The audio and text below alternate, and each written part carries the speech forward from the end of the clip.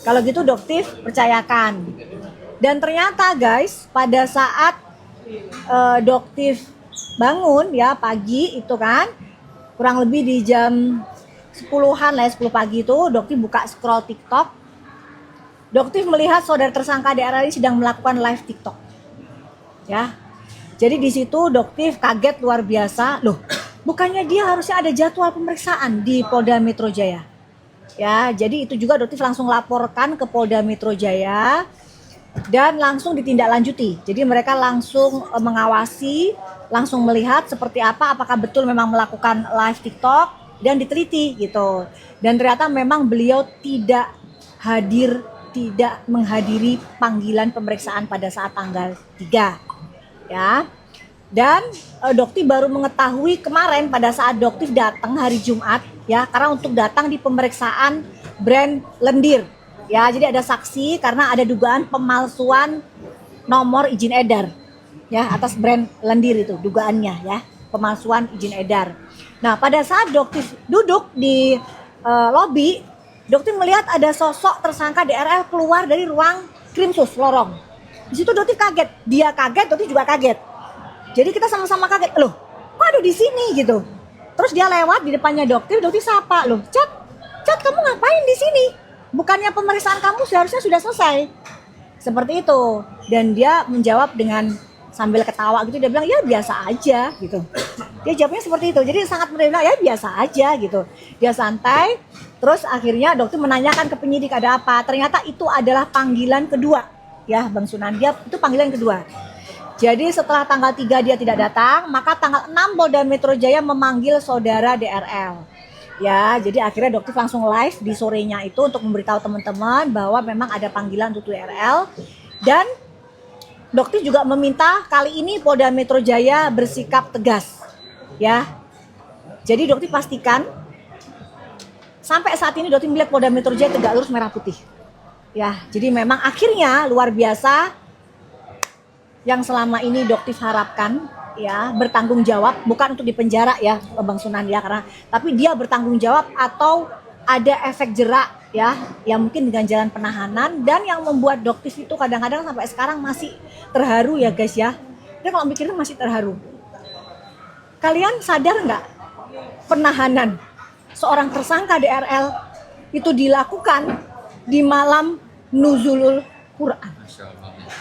Ya, jadi Dokter sering kali satu hal, sebenarnya Dokter itu capek guys, melawan manusia ini capek luar biasa.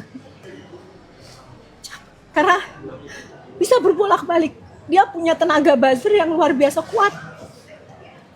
Dan yang tidak fakta itu bisa menjadi fakta, digiring opini ke masyarakat. Dan Dokter tidak pernah memiliki buzzer. Dokter tidak pernah memiliki buzzer ya. Bahkan Dokter juga minta Bang Sunan, siapapun yang bisa membuktikan Dokter memiliki buzzer, Dokter kasih 1 miliar. Ya, jadi Dokter sadar ya Allah, yang membuat semangat Dokter salah satunya support dari masyarakat yang smart, yang pinter, teman-teman wartawan, teman-teman reporter, jurnalis yang luar biasa sampai detik ini masih mendukung. Dan kasus dugaan penistaan agama. Sampai detik ini Dokter memiliki bukti bahwa saudara tersangka DRL tidak pernah menjadi seorang mu'alaf. Ya. Jadi Dokter pastikan itu benar. Dokter memiliki fakta, memiliki kesaksian dari pendeta. Ya, yang pendetanya sendiri tidak mau menampilkan itu karena dia takut melawan seorang tersangka DRL. Ya. Jadi dipastikan dia menggunakan kedok agamanya dia untuk mendapatkan simpati dari kalian. Dan dia mendekati Ustadz yang sangat Dokter hormatin juga, Ustadz Khalid Basalamah, tapi Dokter yakin beliau tidak tahu siapa sebenarnya seorang tersangka DRL. Ya, di sini kalau Dokter katakan Dokter nggak mau mengurusi ibadahnya dia, tapi satu hal, jalur langit, Allah pasti akan menghancurkan seseorang yang mempermainkan Tuhannya, mempermainkan agama. Dokter bukan siapa-siapa kan, itu cuma masyarakat biasa. Tapi Allah tunjukkan kekuasaan di malam nuzulul Quran. Seorang tersangka DRL yang selama ini dikenal dengan kebal hukum dan sangat sulit sekali untuk ditahan, Allah tunjukkan kekuasaannya. Allahu Akbar, akhirnya beliau bisa ditahan.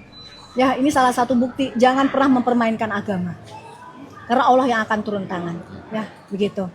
Oke, terus yang kedua, Bang Sunan, yang dokter juga ingin bertanya. Dokter nggak pengen nangis soalnya ini soalnya ini perasaan yang bingung, seneng, sedih, terharu, ini nggak pernah dokter alamin kayak gini, ya nggak pernah, baru kali ini gitu. Kalau sedih ya sedih aja, kalau seneng ya seneng, ini gabung jadi satu yang nggak jelas gitu perasaannya kayak apa. Nah, terus yang kedua, Bang Sunan, Doktif ingin meminta Polda Metro Jaya untuk melakukan penyidikan lebih lanjut terhadap istri dari tersangka DRL. Kenapa, Bang Sunan? Karena Doktif tahu, Doktif mendapatkan info bahwa penjualan dari produk yang diduga penipuan ini, ya, itu mengalir ke rekening istri dari tersangka DRL. Jadi di e-commerce, ya, salah satu e-commerce itu saudara tersangka DRL itu menggunakan rekening dari DRE, ya. Dan lucunya, setelah kasus ini naik sidik, Bang, setelah kasus ini naik sidik dan menjadi besar, rekening tersebut dirubah, bukan menjadi rekening milik DRE, tetapi milik CV. Ya, jadi di sini Dokter pengen Polda Metro Jaya mohon untuk menyelidiki adanya dugaan pasal TPPU di sini. Ya, kenapa? Karena ini bisa digunakan, kan jelas banget, dari rekening DRE dirubah menjadi CV. Untuk apa? Apakah untuk menyembunyikan, untuk menyamarkan? Seperti itu. Ya, jadi Dokter mohon juga untuk DRE segera diperiksa dan adanya pasal 55. Kenapa? Turut serta. Kenapa? Karena Dokter sudah memberikan barang bukti kepada penyidik. Video tentang bagaimana saudara DRE menjual produk yang diduga berbahaya, membahayakan masyarakat. Itu pun sudah Dokter serahkan kepada pihak Polda Metro Jaya.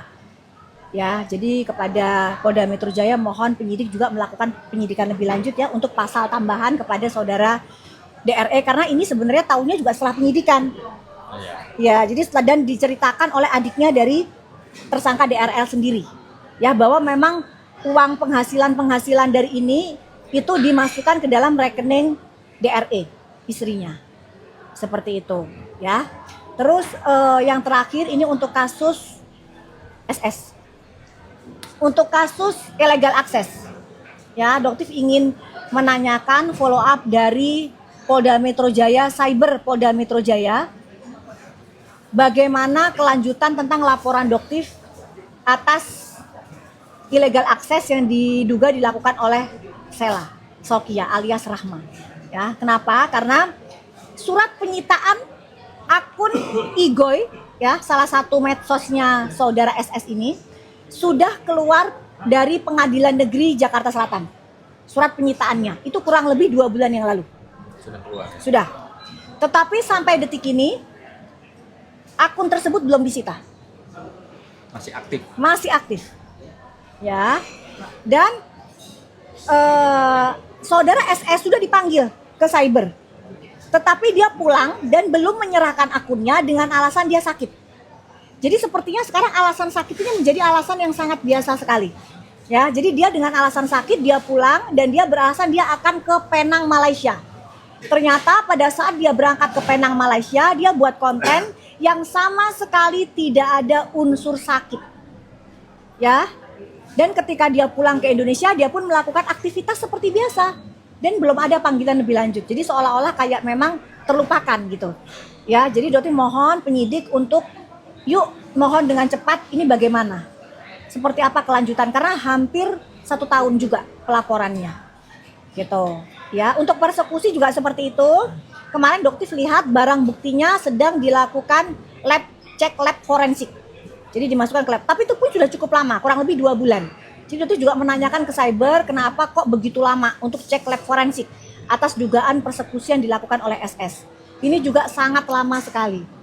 Jadi Dokter mohon sekali untuk kasus ini Polda Metro Jaya sesuai dengan arahan dari Pak Listio Sigit Prabowo, Pak Kapolri, bahwa lakukan reformasi di kepolisian. Itu seperti apa? Yuk kita lakukan segala itu dengan gerak yang cepat. Ya karena buktinya sudah jelas banget, apalagi sudah naik sidik, sudah ada surat penyitaan, tapi kok terkesan kayak lama sekali gitu. Jadi jangan sampai nanti ada dugaan di masyarakat kalau Polda Metro Jaya ini kok ada sesuatu melindungi mafia. Padahal sampai detik ini Doktif yakin salah satu contohnya adalah Krimsus Polda Metro Jaya. Tersangka DRL akhirnya bisa ditahan karena memang tidak kooperatif. Dan Doktif juga menyampaikan apresiasi terhadap lawyer dari tersangka DRL ya. Asal kalian tahu aja nih, pada saat yang dulu sebelum sekarang, kurang lebih 10 hari atau 2 minggu yang lalu, yang Doktif begitu pedenya, Doktif bilang salam oren pada saat itu ya. Itu Doktif yakin kemungkinan besar memang saudara DRL itu ditahan. Ya, tetapi Doktif lihat memang peran lawyer ini sangat luar biasa sih, Bang Jeffrey. Bang Jeffrey itu sangat luar biasa. Dia luar biasa akhirnya sampai beliau tidak ditahan. Jadi Doktif ucapkan apresiasi dan akhirnya mungkin ini di titik yang memang beliau mungkin nggak bisa nolong lagi kali ya. Ya, mungkin nggak bisa nolong lagi kali ya. Karena memang kemarin juga beliau paniknya juga luar biasa. Jadi Itu Bang Hotman kemana?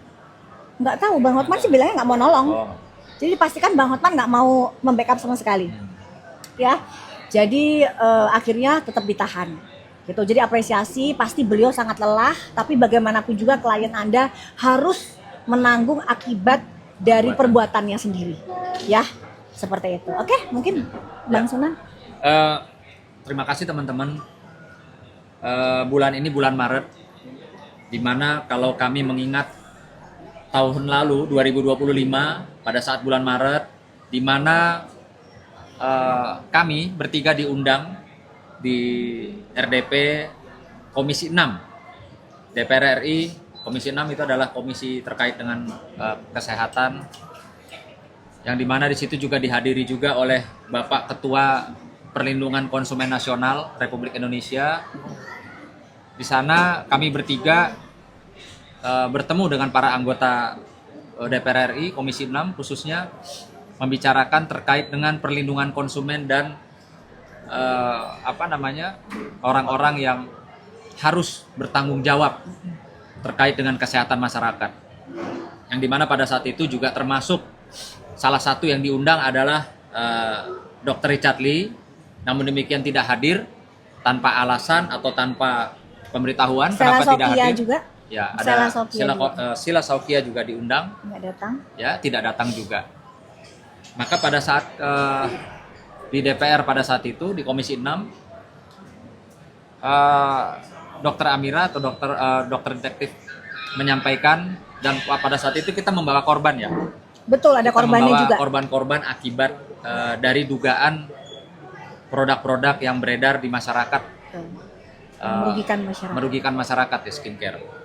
Nah di sana juga ada Mbak Rike Diah Pitaloka pada saat itu yang juga menyuarakan ya tentang perlindungan konsumen. Bahkan Mbak Diah Pitaloka itu menyampaikan, tolong Propam Polri mengawasi pihak kepolisian jangan sampai ada suap menyuap yang diduga dilakukan oleh pihak pengusaha skincare.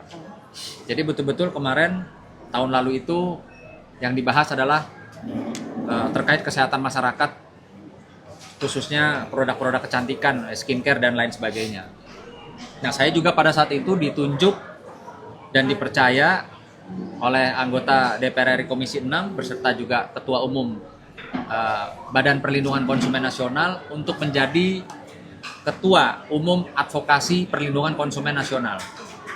Nah, ini adalah bentuk ya kami bertiga, khususnya nih, ini pejuang wanita yang betul-betul memperjuangkan hak dan ingin melindungi kesehatan para wanita Indonesia yang cantik tapi tidak berdampak dengan kesehatannya tentunya ya. Iya betul. Gitu ya. Ini perjuangan kami yang dimana saat ini kami mendapatkan informasi yang akurat bahwa Dr. Richard Lee sudah diberlakukan penahanan oleh pihak Polda Metro Jaya. Bersama ini juga kami bertiga mengucapkan terima kasih kepada khususnya DPR RI Komisi 6. Berterima kasih juga kepada Badan Perlindungan Konsumen Nasional. Berterima kasih juga kepada Polri, khususnya Polda Metro Jaya yang telah ya mendukung perjuangan kami untuk melindungi masyarakat daripada praktek-praktek atau bahan-bahan berbahaya yang dijual yang berkemasan skincare. Kami sangat mengapresiasi, terima kasih. Begitu juga masyarakat dalam peristiwa ini tentunya jangan takut lagi ketika memang merasa dirugikan, kesehatannya terutama segera melaporkan. Jadi perlu digarisbawahi para pengusaha skincare itu tidak kebal hukum. Ya, ini sudah kita buktikan saat ini bahwa DRL yang katanya orang-orang itu netizen bilang kebal hukum, tidak bisa tersentuh hukum. Tapi faktanya saat ini mungkin dari tadi malam sudah berada di tahanan rumah tahanan Polda Metro Jaya. Jadi sekali lagi kami minta, kami harap para penegak hukum khususnya teruslah bekerja untuk melindungi masyarakat ya dari praktek-praktek yang merugikan kesehatan masyarakat. Begitu juga masyarakat jangan pernah takut, jangan pernah ragu ketika memang merasa dirugikan, segera melakukan upaya hukum melaporkan. Ya. Itu dari saya. Terima kasih. Oh, untuk tambahan mungkin Bang, nah Doktif ingin mengucapkan satu persatu akan Doktif sebutkan di sini kepada Bapak Pak Listio Sigit Prabowo. Pak, terima kasih Pak atensinya Pak kepada kasus ini. Doktif tahu Bapak sebenarnya sangat mengatensi kasus ini, hanya Bapak tidak ingin muncul. Ya, jadi terima kasih Pak Listio Sigit yang tidak pernah ya memberikan istilahnya keistimewaan, karena yang Doktif dengar saudara tersangka DRL ini menggunakan nama Bapak ya, menggunakan nama Bapak Listio Sigit Prabowo sebagai backingannya. Sementara Doktif yakin 1000% Pak Listio Sigit Prabowo tidak akan pernah melindungi seorang tersangka DRL. Ya, jadi Doktif yakin, cuman ya memang orang ini kan bisa saja berkata apapun ya, sementara tuduhan itu bisa sangat menjelekkan Bapak Listio, sementara tidak ada sama sekali. Begitupun dengan Pak Kapolda Metro Jaya, Pak Asep. Itu mengucapkan juga terima kasih luar biasa Pak sampai di titik ini.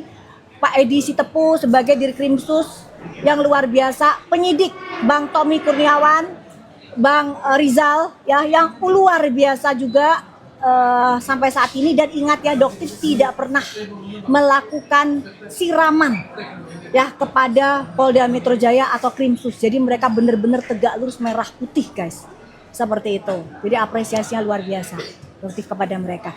Dan mungkin apalagi Bang Naha? Ya, jadi saya perlu jelaskan semua kepada masyarakat bahwa kenapa saudara Richard Lee harus ditahan. Karena memang ancaman hukumannya, Undang-Undang Perlindungan Konsumen, ada Undang Kesehatan, itu ancamannya 5 tahun sampai 12 tahun. Memang wajib ditahan. Karena takutnya itu adalah menghambat proses hukum yang nanti akan terjadi. Kenapa seseorang harus ditahan dengan ancaman hukuman begitu besar? Karena satu, pastinya ada kecurigaan, dikhawatirkan dia melarikan diri. Ya, yang kedua dikhawatirkan dia menghilangkan barang bukti. Ya, atau melakukan perbuatan itu lagi, atau mungkin mempengaruhi para saksi. Faktanya ketika dia ditahan, waktu dia di BAP dia pulang alasan sakit. Selanjutnya dia melakukan upaya hukum pra peradilan, itu hak daripada tersangka. Selanjutnya lagi, ternyata tadi waktu sampaikan bahwa ternyata dia tidak hadir dalam panggilan. Artinya dia tidak kooperatif. Sudah diberikan kelonggaran, tapi dia tidak kooperatif. Makanya saya sudah bilang, polisi memang saat ini kadang misalnya dia tidak menahan karena alasan-alasan dari si lawyer masih akan mengajukan permohonan dengan jaminan lah, dengan menyatakan bahwa akan kooperatif. Faktanya kejadian yang terjadi sama saudara DRL itu jangan sampai terjadi lagi. Ketika ancaman hukuman di atas 5 tahun sampai 12 tahun, memang si tersangka wajib dikerangkan, ditahan, karena kejahatannya besar. Dan ini menyangkut Undang-Undang Kesehatan dan menyangkut Undang-Undang Perlindungan Konsumen. Kalian bayangkan saja, kemarin waktu kami di Komisi 3 sama Bang Sunan, sama Dr. Samira, itu banyak korban yang hadir. Korban-korban itu menyatakan statement di depan para dewan yang terhormat, bahwa mereka mengalami kulitnya mengalami rusak. Kalau cewek-cewek kalau bisa pakai skincare, lalu kulitnya rusak, lalu ternyata ada yang lebih fatal, ternyata juga ada masalah terkait dengan kesehatan, yaitu adalah menghambat terkait masalah kehamilan. Betul dokter ya? Ya waktu disampaikan. Merkuri. Merkuri. Nah ini yang menurut kami, masyarakat harus berhati-hati ketika menggunakan yang namanya skincare. Karena apa? Karena ini bisa berujung kepada masalah kesehatan kalian semua. Faktanya saat ini sudah terjadi, ada yang jadi tersangka. Jadi setelah tersangka, karena dia sudah melakukan upaya rapid, artinya setelah berkas selesai mungkin akan segera dilimpahkan kepada kejaksaan untuk segera dipersiapkan untuk sidang. Dan saya juga mendengar bahwa ada juga laporan-laporan lain terhadap saudara DRL. Artinya memang ini masalah serius. Kenapa harus ditahan saudara DRL ini?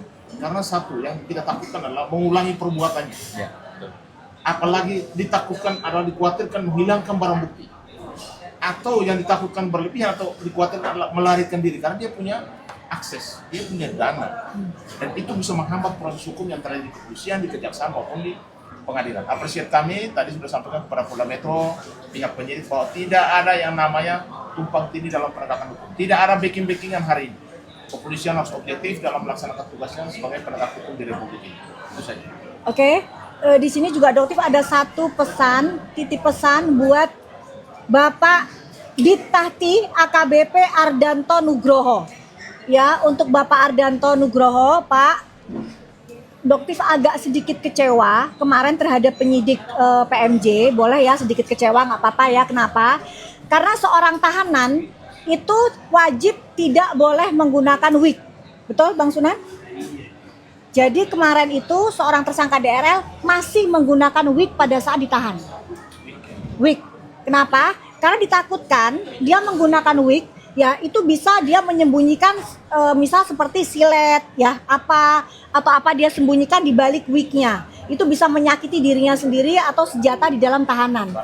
Betul, dan memang tidak boleh. Jadi untuk kepada Bapak Ardanto Nugroho, Pak, mohon memang pada saat kemarin itu ditahan dengan menggunakan borgol, tersangka DRL masih menggunakan wignya.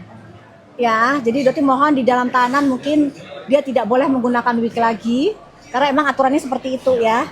Jadi mohon, dan Doktif juga mendengar kabar dari dalam rutan Polda Metro Jaya bahwa beliau masih menggunakan handphone secara bebas.